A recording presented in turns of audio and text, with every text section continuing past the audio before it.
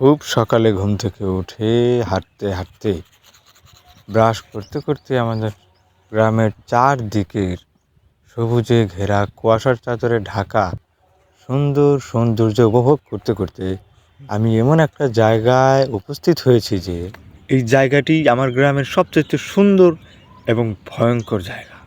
সুন্দর ভয়ঙ্কর জায়গা, যে জায়গাটির উপাদানের জন্যে, জিনিসের জন্যে বিবাহিতরা প্রতিদিন অনেক কিছু হারিয়ে ফেলে।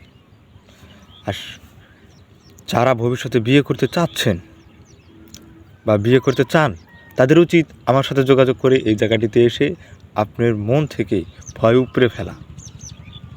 আর সেই জায়গাটি হচ্ছে এটা।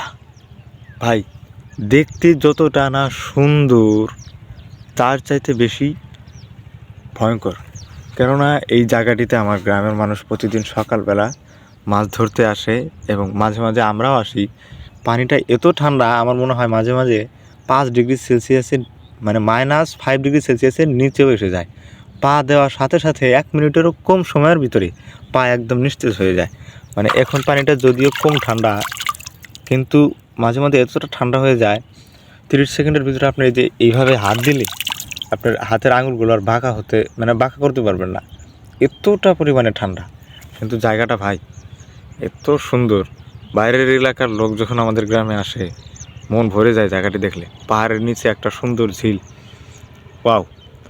জাস্ট মানে আমরা প্রতিদিন দেখি তো আমাদের মনে হয় না, কিন্তু যারা বাইরে থেকে আসে তাদের খুবই ভালো লাগে। আর এবং এই ভালো লাগার বিষয় থেকে মনে পড়লো যে যারা যারা বিয়ে করতে চান তাড়াতাড়ি আমার সাথে যোগাযোগ করুন, ইনবক্সে কিংবা আমার কমেন্ট বক্সে মেসেজ করুন।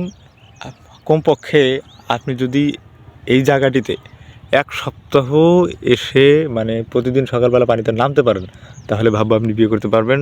আর আপনি যদি না পারেন, তাহলে আপনার কম্বলের নিচে শুয়ে থাকা ছাড়া আর কোনো উপায় নেই। আপনি বিবাহের চিন্তাভাবনা ছেড়ে দিন। এটা হলো সবচেয়ে কঠিন পরীক্ষা। আসুন, আমার সাথে যোগাযোগ করুন।